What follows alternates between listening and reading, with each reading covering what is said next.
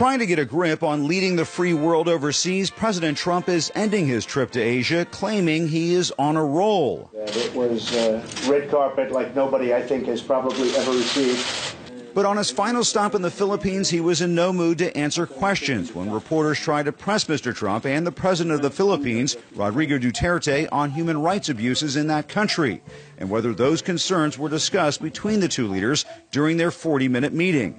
The Filipino leader shut down the questions. We're not answering any. This is not the first state. And dubbed members of the media spies as Mr. Trump laughed. It all hit a sour note back in Washington as Senator John McCain tweeted, "Human rights obviously not a priority. Sad." It's no surprise the president was finished taking questions after the uproar he ignited when he yet again seemed to side with Russian President Vladimir Putin on Moscow's meddling in last year's election.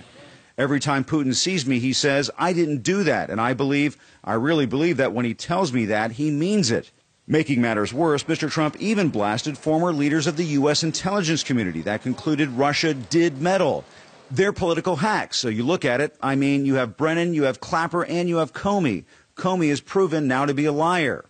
Pressed to state once and for all he believes Russia intervened in the election, the president wavered again. As to whether I believe it or not, I'm with our agencies, especially as currently constituted with their leadership.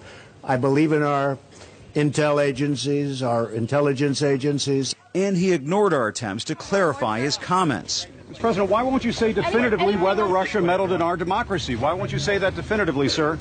Two of the former intelligence officials assailed by the president as political hacks hit back on CNN's State of the Union. I think he's giving Putin a pass, and I think it demonstrates to Mr. Putin that Donald Trump can be played by foreign leaders who are going to appeal to his ego and to try to play upon his insecurities. Putin is committed to undermining our system, our democracy, and our whole process. And to try to paint it in any other way is, I think, astounding and, in fact, poses a peril to this country. Just before his news conference, where he was pressed on Russia, the president fired off a tweet taunting North Korean dictator Kim Jong-un as short and fat, before suggesting they could somehow be friends. I think anything's a possibility. Strange things happen in life.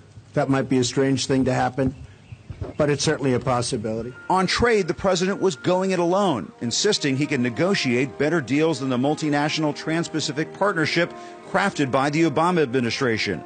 The result? The remaining 11 countries in the TPP, as it's called, are heading toward an agreement, only without the U.S. Don't tell the president who claimed victory. We've made some very big steps with respect to trade, far bigger than anything you know.